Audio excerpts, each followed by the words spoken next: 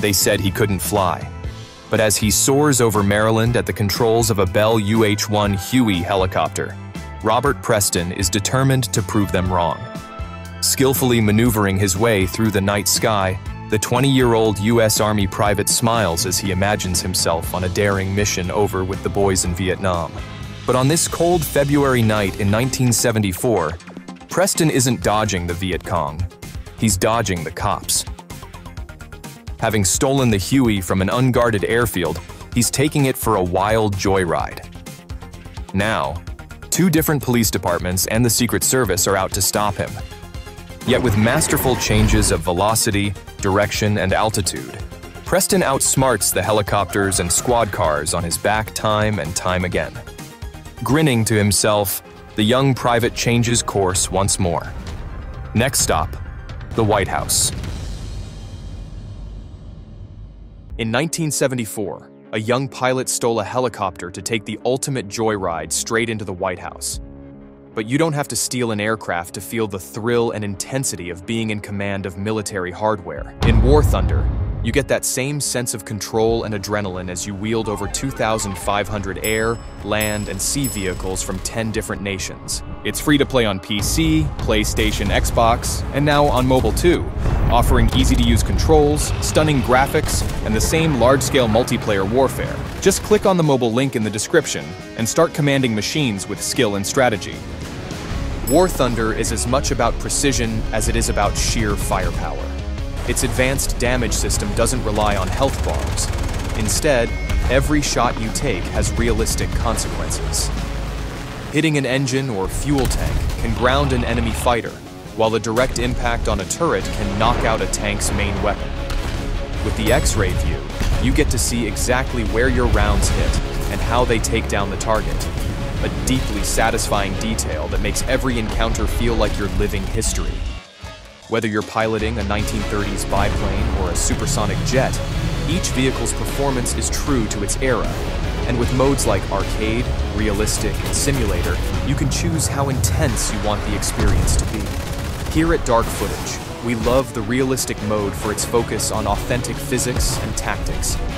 It's the ultimate way to put yourself in the pilot's seat and face off against real players around the world.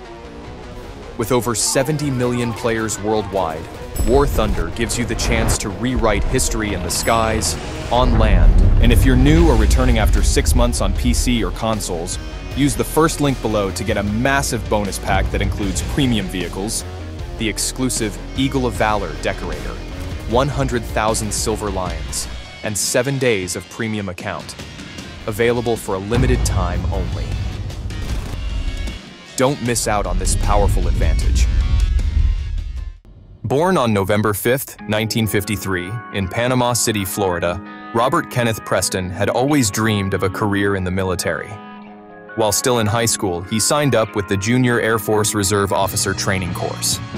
He earned a private pilot's license, allowing him to fly single-engine fixed-wing aircraft, but his attention soon turned to a different type of vehicle. With the Vietnam War in full swing, stories abounded of heroic helicopter pilots who flew their Bell UH-1s, better known as Hueys, into perilous combat zones to rescue their wounded comrades. Inspired by their exploits, Preston was determined to join their ranks. After studying aviation management at Gulf Coast Community College in 1972, he enlisted in a 4-year program with the U.S. Army that offered him 2 years of training as a helicopter pilot in exchange for 2 years of service afterwards. He was sent to complete helicopter flight school at Fort Walters, Texas, where he would fly the Hughes TH-55 Osage. He was getting closer and closer to reaching his goal. Suddenly, Preston's dreams were cut short. His flight instructors were unimpressed with his performance, failing him for deficiency in the instrument phase.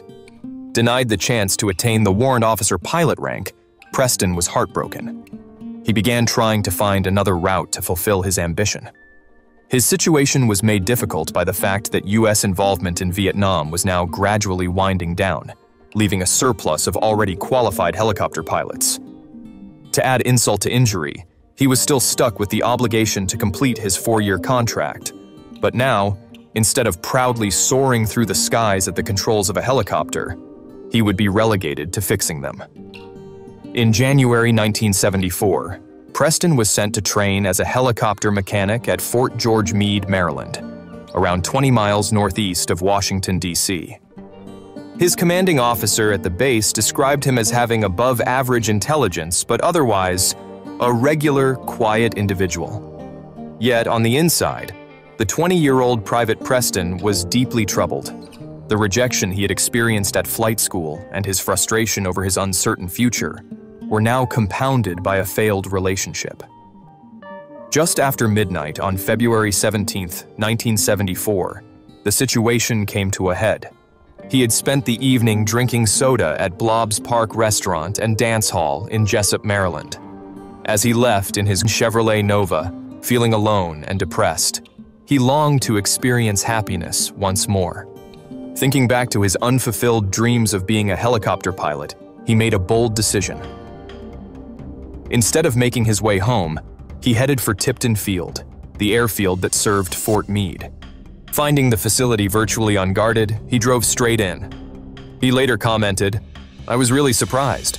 I thought there would be someone out there." Preston parked his car and looked at what lay before him. 30 Huey helicopters, fully fueled and ready to go. This was his chance to finally prove his doubters wrong. Approaching one of the Hueys, serial number 621920, he climbed in and began making pre-flight checks. Before he knew it, the helicopter's rotors were spinning, and he was lifting off into the Maryland night. Though he didn't make any of the standard radio calls or even activate his anti-collision lights, a staff member in the control tower noticed the helicopter taking off. Realizing there were no scheduled flights, he quickly phoned the Maryland State Police. Private Preston first headed north, flying dangerously low over the Blob's Park restaurant he had visited earlier that night. After stopping for a short time in a local field, he decided to engage in some aerial sightseeing. Using the streetlights of the Baltimore-Washington Parkway to guide him, he flew southwest towards Washington, D.C. Preston cruised eastbound along the National Mall, heading from the Lincoln Memorial towards the Capitol building. It was around this time that he first came to the attention of D.C.'s police department. This area of the city was officially a no-fly zone, but prior to the installation of surface-to-air missiles in the 2000s, its limits were not physically enforced. The young private soon approached the floodlit Washington Monument, later saying that he was drawn to it, like a moth to the candlelight. There, he spent around 5 minutes with all his external lights on as he hovered a few feet off the ground. He then continued down the National Mall and flew over the Capitol building. But his sightseeing trip wasn't over yet. He had yet to visit the most famous DC landmark of all, the White House. As Preston followed Pennsylvania Avenue to the presidential home, the Secret Service received word that a stolen Army helicopter was fast approaching the building. The watch commander on duty at the White House Executive Office Control Center, Agent Henry S. Kulbaski, was unsure what to do. Secret Service policy indicated that aerial intruders of the White House should be shot down, but such a situation had never arisen in practice before, and it remained unclear as to how and when this should be done, especially when it could potentially put members of the public at risk. Kulbaski tried calling his superiors but got no answer. He still had the phone in his hand when the Huey appeared over the White House's south lawn. Without express instructions to follow, he was hesitant to act. So for 10 minutes, Robert Preston and the Secret Service found themselves in a tense standoff. According to Preston, everybody just stood around looking. If they weren't going to do nothing, I was going to leave. Kulbaski watched as the Huey flew off in the direction of the Baltimore-Washington Parkway to make its way back to Maryland. Despite still not having been able to get through to his superiors, by now, he had made his own decision about how to proceed. He told the agents on duty that if the helicopter returned, they should go ahead and shoot it down. Meanwhile, air traffic control at the nearby National Airport realized that the unanticipated blip on their radar scope must be the stolen Huey and phoned Washington, D.C.'s Metropolitan Police Department, asking them to pursue it using their own helicopters, which they did. However, The police's old Bell 47G was too slow to catch up with the Huey. With Preston slipping back over the border out of DC, the responsibility of stopping him would now fall to the Maryland State Police. 2 Bell 206 Jet Rangers were dispatched, while squad cars followed on the ground. The chase was on. With the police in rapid pursuit, Preston ducked and weaved like a far more experienced pilot. He managed to run one of the patrol cars off the road by performing an audacious head-on pass just inches overhead, then took the helicopters on a frantic dash over Baltimore-Washington Airport. Preston later said he had been thinking about landing back at Fort Meade, but quickly changed his mind, explaining, "If I went back to the Army, they'd just put me in a stockade." Instead, he turned back toward the Parkway with an ambitious new plan in mind: to return to the White House and personally turn himself in to President Richard Nixon. Flying over Washington once more, this time with the police hot on his tail, Preston buzzed the Anacostia River before looping around the Washington Monument towards his destination, successfully shaking off one of the 2 police helicopters as he did so with the finesse of an ace dogfighter pilot. Any hope of intercepting Preston now lay with the one remaining helicopter, piloted by decorated Vietnam combat pilot Donald Sewell with co-pilot Louis Safran. Yet it proved to be no easy task. Sewell said, "It was very hard to keep track of him, so Louis and I were both in constant aggravation trying to keep an eye on him to know where the hell he was going. He flew at erratic speeds ranging from 60 to 120 knots, an altitude sometimes only a few inches above car top level." As the Huey came hurtling over the south lawn of the White House for the second time that night, barely clearing the steel picket fence, Kolbaski's Secret Service agents opened fire with shotguns and automatic weapons, riddling the helicopter with bullet holes as they pummeled it with over 300 rounds. Preston was hit by buckshot in his foot, causing him to momentarily lose control of the Huey. Though it seemed he might crash, he was able to recover and land around 100 yards from the presidential mansion. Preston opened the door and began sprinting towards the White House entrance, but was quickly tackled by security and handcuffed. Taken in for questioning, he asked to speak to the president, but it turned out Nixon was in Florida at the time. As Preston was taken to hospital for treatment, he was seen to be smiling and laughing. Preston was turned over to military officials and court-martialed. When asked why he had stolen the helicopter, he simply explained, "I wanted to get up and fly and get behind the controls. It would make me feel better because I love flying." Though he was initially charged with the attempted murder of Nixon and the police helicopter air crews along with various lesser charges, which would have left him with a total prison sentence of 105 years, Preston claimed he had never intended to harm the president.